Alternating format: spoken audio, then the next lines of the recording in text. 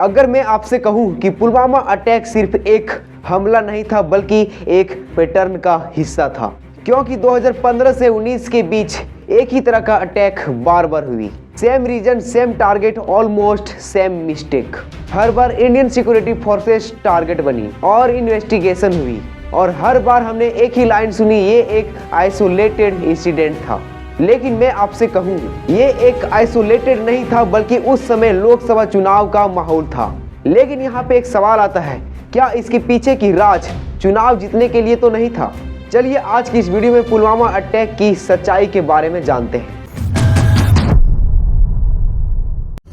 14 फरवरी साल 2019 पूरे देश में लोग प्यार की बातें कर रहे होते हैं। कहीं पे गुलाब बिक रहे होते हैं, कहीं पर इंस्टाग्राम पर कपल रील्स चल रहे होते हैं। लेकिन भारत के कोने में इसी दिन एक ऐसी कहानी चल रही होती है जिसकी कीमत देश को बहुत भारी पड़ने वाली होती है। जम्मू कश्मीर की नेशनल हाईवे पर सीआरपीएफ का एक बड़ा काफिला धीरे धीरे मूव करता है। ये कोई छोटा मूवमेंट नहीं होता है।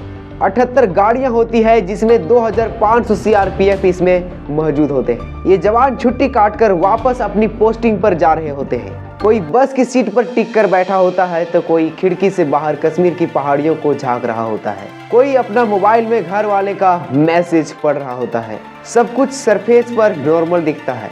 लेकिन यहाँ पे एक सवाल आता है, इतने सारे जवान एक साथ एक ही रोड पे क्यों मूव कर रहे होते हैं? क्या ये स्टैंडर्ड सिक्योरिटी पोर्टल है या फिर मजबूरी है? घड़ी में करीब टाइम 3:15 हो रहा होता है। काफिला पुलवामा जिले के पास एंटर करता है। हाईवे पर सिविलियन ट्रैफिक भी चल रही होती है।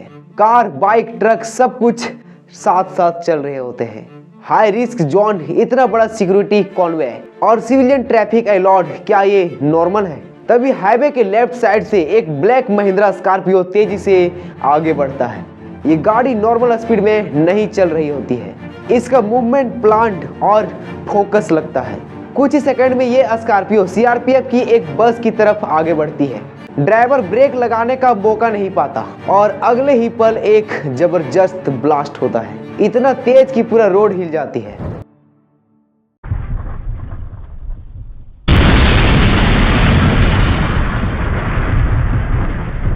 हवा में चारों तरफ उड़ती है आग, धुआं और मेटल के टुकड़े। ये कोई छोटा एक्सप्लोजन नहीं है। करीब 300 से 350 किलो तक आरडीएक्स बेस्ड एक्सप्लोजिव एक साथ ट्रेजर होता है।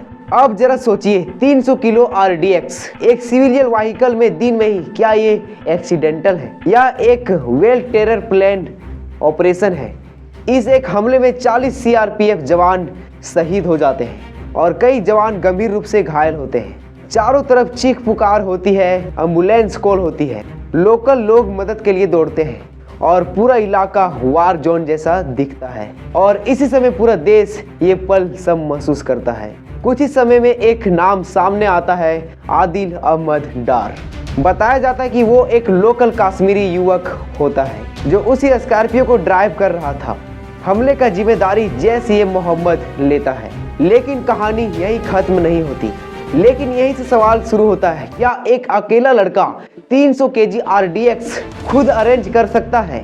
क्या लोकल लेवल पर इतना बड़ा एक्सप्लोजिव अचानक मिल जाता है? बिना ट्रेनिंग, बिना फंडिंग, बिना नेटवर्क ऐसा अटैक पॉसिबल है या इसके पीछे एक बड़ा सिस्टम काम कर रहा होता है? भारत सरकार सीधे तौर पे कहती है इस हमले के पीछे पाकिस्तान बेस्ड टेरर ग्रुप का होता है। जैश-ए मोहम्मद ने पाकिस्तान में ऑपरेट करता है। इंटरनेशनल प्रेशर बढ़ता है। यूएन, ग्लोबल मीडिया सब पाकिस्तान से सवाल करता है।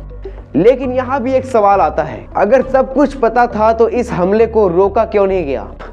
पूरे देश में गुस्सा साफ दिखता है और सोशल मीडिया पर एक ही लाइन ट्रेंड करती है, अब जवाब चाहिए।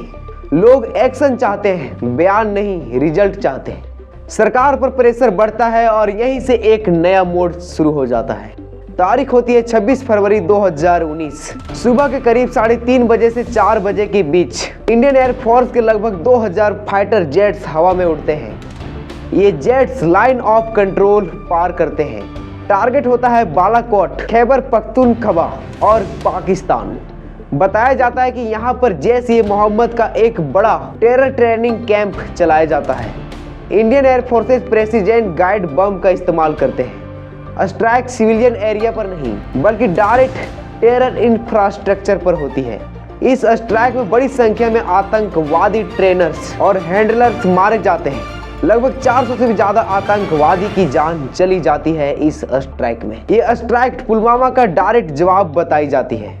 पाकिस्तान इस दावे को नकारता है और दोनों देशों के बीच टेंशन पीक पर पहुंच जाता है और अगले ही दिन हवाई झपट होती है और इंडियन एयरफोर्स के विंग कमांडर अभिनंदन पाकिस्तान के कब्जे में चले जाते हैं। लेकिन कुछ ही दिन बाद इंटरनेशनल प्रेशर की वजह से उन्हें वापस इंडिया भेज दिया जाता है।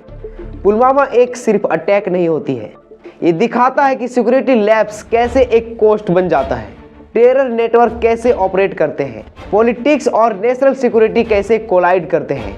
बालाकोट एक मैसेज नहीं होता है बल्कि ये एक बदला होता है। भारत अब सिर्फ डिपेंड नहीं बल्कि रिस्पॉन्ड भी करता है। 40 जवान आज भी देश के कलेक्टिव मेमोरी में जिंदा है, लेकिन सवाल अभी भी वहीं पे है, क्या हमने पुलवामा अटैक से वाकई में ही एक सबक सीखा? कमेंट में जरूर बताएं। तब तक के लिए जय हिंद। फिर मिलते हैं किसी नेक्स्ट वीडियो में।